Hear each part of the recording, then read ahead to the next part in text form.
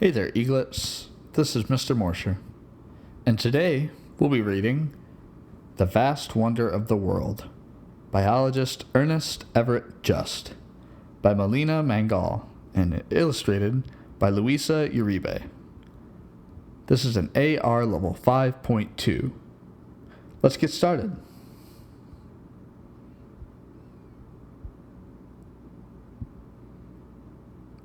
Woods Hole, Massachusetts, 1911. At twilight, a man lay on a dock, luring marine worms with a lantern. He scooped them out with his net and placed them in a bucket. He couldn't wait to look at them more closely. He knew the ways of the sea, though he was not a fisherman. His grandfather had built wharves, but he was not a dock worker. His name was Ernest Everett Just, and he was a scientist. Ernest was not like other scientists. He saw the whole, where others saw only parts. He noticed details where others failed to see. On the dock at dawn, he wrote poetry.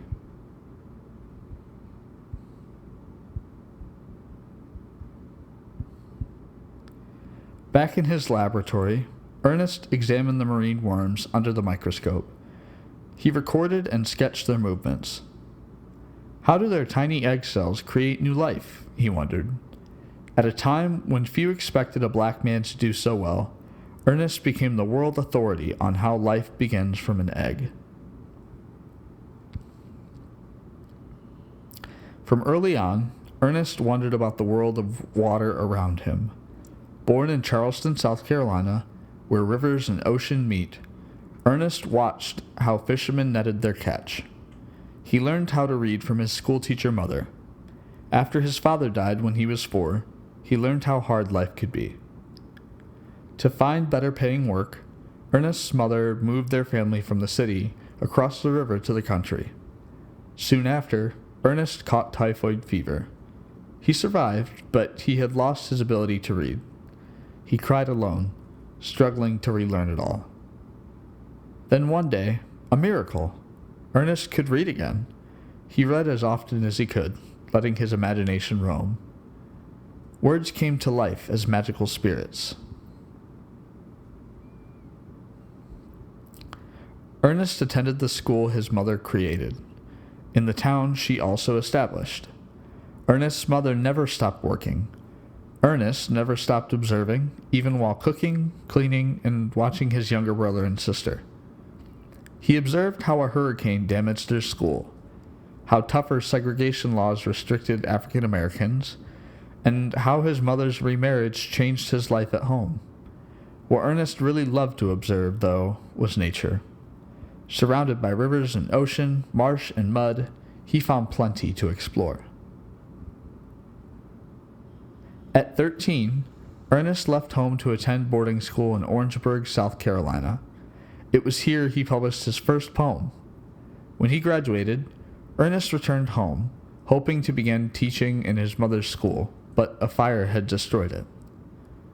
Ernest left the segregated South on a steamship to continue his education up north. He dove into his new classes at a college preparatory school in New Hampshire. While he was away, his mother fell ill with tuberculosis and died. Ernest was stunned. Full of grief and confusion, Ernest did the only thing he knew how to do: return to his studies. He went on to Dartmouth College, working to pay his own way and to support his brother and sister back home. With less time to study, Ernest failed a class. He thought of his family and how they had depended on him. He thought of his mother's hard work and belief in education. He had to keep going. Ernest took a biology class, and his life changed forever. In that class, he discovered the microscopic world of the cell. Scientists knew that the cell is the smallest building block of life, but many had only a basic understanding of how the different parts of the cell worked together as new life developed. Ernest wanted to unlock this mystery. And he did. Ernest became a biology professor at Howard University in Washington, D.C., teaching students to question and observe. Each summer, he traveled to the Marine Biological Laboratory in Woods Hole, Massachusetts, to research and experiment. Out on the collecting boat, Ernest looked for sea urchins, sand dollars, starfish, and marine worms. He then carefully transported them to the lab in a covered bucket so the beating sun would not damage them. Most scientists carelessly removed sea animals to study, but Ernest demonstrated that by observing living things in as natural an environment as possible, they could learn more. Ernest also taught scientists how to thoroughly cleanse glassware and equipment for the most accurate experiments. Using a simple light microscope, Ernest examined the egg cells of all those sea animals, night after night, day after day. While observing sand dollar eggs, Ernest noticed a wave of movement when a sperm contacted the egg. As light as a shiver, it signaled an amazing discovery. The egg cell directed its own development during fertilization. This controversial idea went against what most scientists thought at the time. It wasn't just the sperm creating changes. The cell surface and the layer right below it were just as important in generating new life. Ernest published his research findings in many scientific papers. He traveled to conferences to share his ideas, and he won the first NAACP Spingarn Medal. As his reputation grew, Ernest's ideas caught the attention of scientists around the world.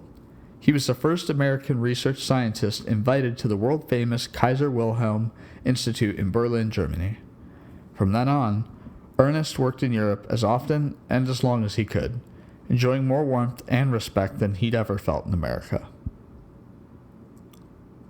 Despite his accomplishments, Ernest felt increasingly stifled in the United States. His family was not welcome with him in Massachusetts because of the color of their skin. He struggled for basic laboratory equipment at Howard. He didn't have the freedom white scientists had to choose where they worked. The time came when Ernest refused to tolerate the segregation any longer. He decided to move to France and become an independent researcher.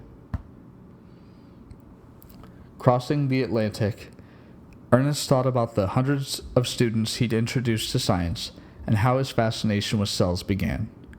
He poured those memories and feelings into his work and completed a groundbreaking book. Through his careful observations and hard work, Ernest opened up the wonder of the universe to all of us through a tiny egg cell. Ernest Everett Just in his own words, "If I can give the boys and girls a scientific start, it will help them in whatever they may do later. Live with the true, and when you are ready to embark on life's unknown waters, place yourself at the helm, confident of but one destination: success. Environment and organism are one. Neither can be separated from the other. Life is not only a struggle against the surroundings from which life came, it is also a cooperation with them. Life is exquisitely a time thing, like music."